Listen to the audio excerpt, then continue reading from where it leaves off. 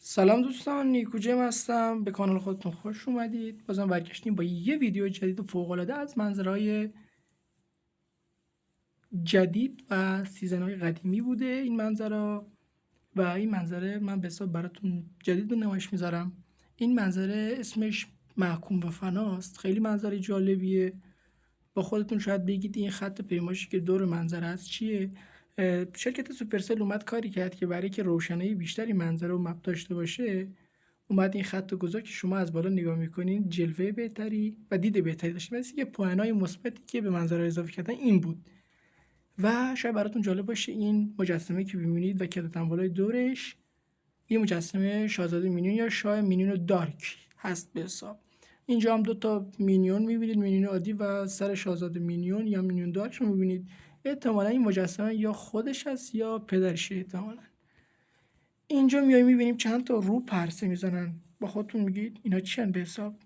اینا روح بربر هستن، آشفته هستن، در حال به حساب پرسه زدن هستن. میایم اینجا یه دریچه رو میبینید، اینجا یه زندان هست، یه قفسه پایینشه. با خودتون میگین خدای این چیه به حساب؟ میبینید که به حساب قبلا یه اولای سیزن که اومده برای هالووین این روح بربر بود به حساب، داخل زندانی کرده بودن. اینجا هم سایره است که میبینید، نمیدونم داره چیکار میکنه دقیقاً، ولی میبینم هر چند دقیقه یا چند ثانیه یه بار یه چیزای سبزی، نیروی سبزی ازش بیرون میاد.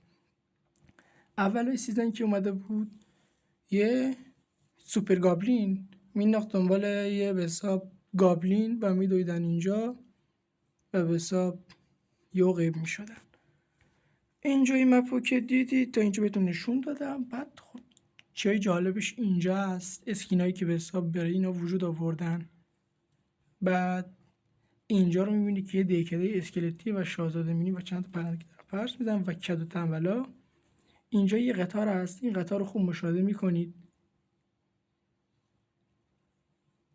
این قطار رو خوب مشاهده میکنید. الان خیلی به حساب آدم حال میکنه اینو میبینه. دو تا گابلین با یک کیف پیاده میشن. الان خودتون مشاهده میکنید.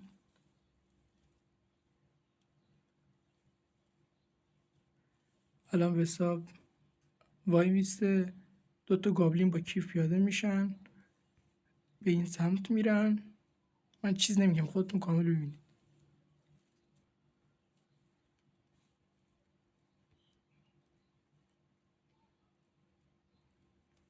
اینا نمیدونم بمب، نمیدونم کیفه، دارن میرن یه کاری بکنم به حساب، ولی فکر نکنم موفق باشن.